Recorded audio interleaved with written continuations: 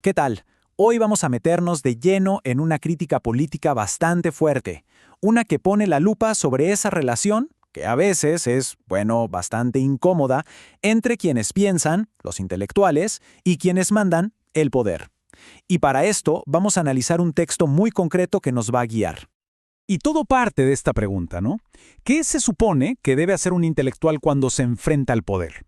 Ojo, que no es una pregunta para un examen de filosofía, ¿eh? Es un dilema de verdad, uno que puede definir cómo se recuerda a una persona. Y el texto que vamos a ver hoy, bueno, se mete en este tema sin pelos en la lengua. Bueno, para ser más específicos, vamos a revisar un análisis del doctor Omarrique Santiago. Y su argumento es, contundente. Él plantea que en el México de hoy hay ciertos grupos de intelectuales que o no están haciendo su trabajo o, peor tantito, están del lado del poder, casi como si jugaran para el otro equipo. A ver, vamos a entrarle al tema. Para cachar bien la crítica del doctor Santiago, lo primero es entender su punto de partida. Y es una idea que busca generar debate sin duda alguna. Aquí está la idea central y probablemente la más polémica de todo el texto. El autor afirma que se está instalando, ojo, una cultura fascista. Pero no se queda ahí. Sostiene que esta cultura no solo se impone con políticas represivas desde el Estado, sino que también es posible gracias a la complicidad, ya sea por acción o por omisión, de algunos intelectuales.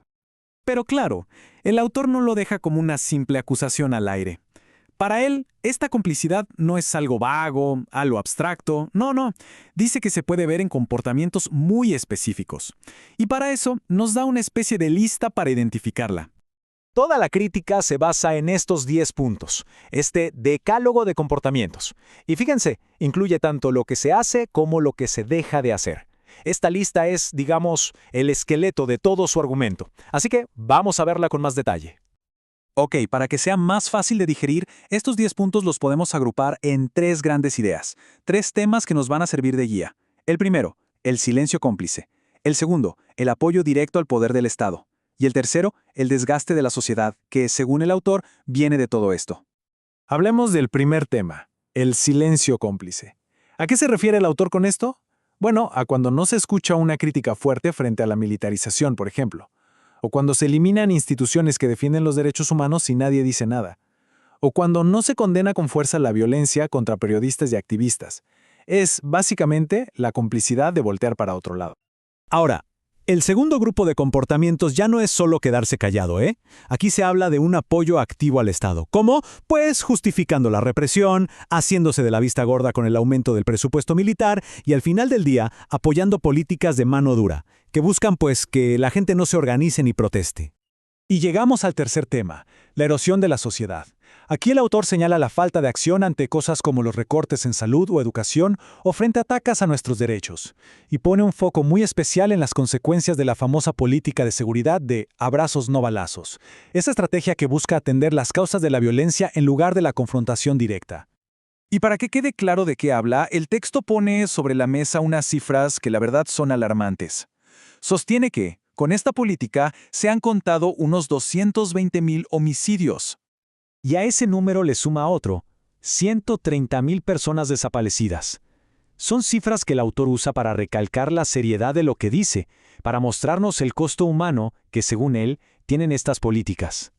Pero ojo, el análisis no se queda solo en lo que está pasando ahora. El punto clave aquí es que el autor insiste en que esto no es algo nuevo, no es una cosa rara de hoy. Al contrario, dice que son patrones que resuenan con la historia. Entonces, ¿cómo es que el autor conecta esta crítica del presente con lo que ya pasó? Bueno, lo hace apoyándose en 3 libros clave que, en su opinión, nos dan las herramientas para entender lo que vivimos hoy.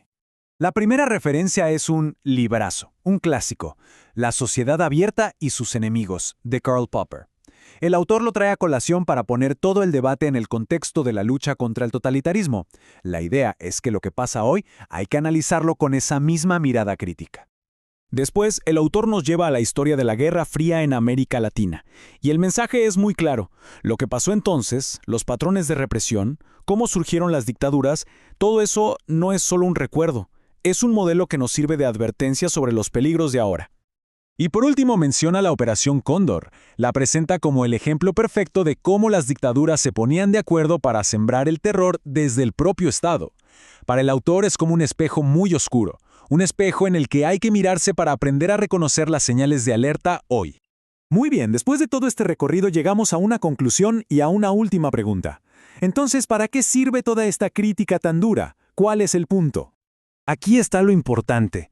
Independientemente de si uno está de acuerdo o no con el autor, su texto nos da un esquema, una forma de analizar esa relación tan tensa entre lo que dicen los intelectuales y lo que hace el poder.